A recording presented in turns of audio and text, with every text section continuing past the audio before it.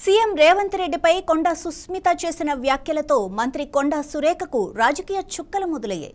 సురేఖకు show cause notice పంపిన కాంగ్రెస్ అధిష్టానం ఏం నిర్ణయం తీసుకుంటుందో అన్న ఉత్కంఠ నెలకొంది.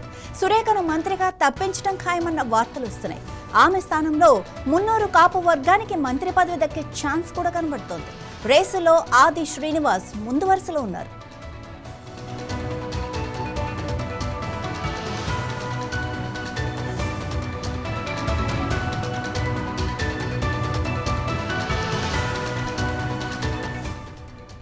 మంత్రి కొండా సురేఖ వ్యవహారంపై తెలంగాణ కాంగ్రెస్ పార్టీలో తీవ్ర చర్చ నడుస్తోంది.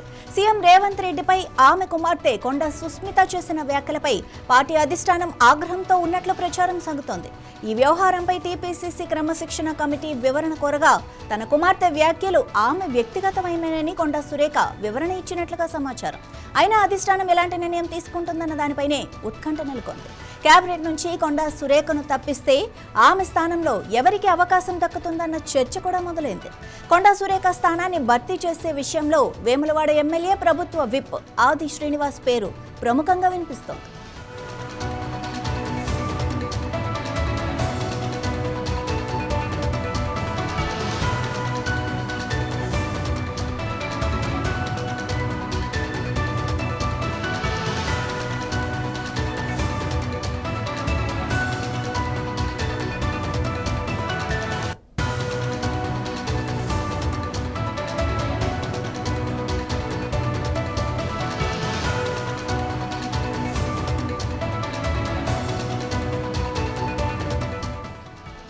రేవంత్ కేబినెట్ లో మున్నూరు కాపు సామాజిక వర్గానికి ప్రాతినిధ్యం కల్పించాలన్న డిమాండ్ కొంతకాలంగా ఉంది. అదే సామాజిక వర్గానికి చెందిన ఆది శ్రీనివాస్ కు మంత్రి పదవి ఇస్తే సామాజిక సమీకరణాల పరంగా పార్టీకి ప్రయోజనం ఉంటుందన్న వాదన కూడా వినిపిస్తోంది.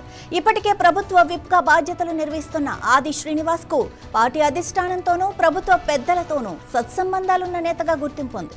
ఉత్తర తెలంగాణలో పార్టీ బలోపేతం, సామాజిక సమీకరణాలు, మంత్రివర్గంలో ప్రాంతీయ ప్రాతినిధ్యం వంటి అంశాలు అధిష్టానం పరిగణలోకి తీసుకున్న శ్రీనివాస్ పేరే ముందు వరుసలో ఉంటుందని రాజకీయ వర్గాలు అంటున్నాయి. అయితే ఈ ప్రచారంపై కాంగ్రెస్ అధిష్టానం నుంచి ఎలాంటి అధికారిక ప్రకటన వెలువడలేదు.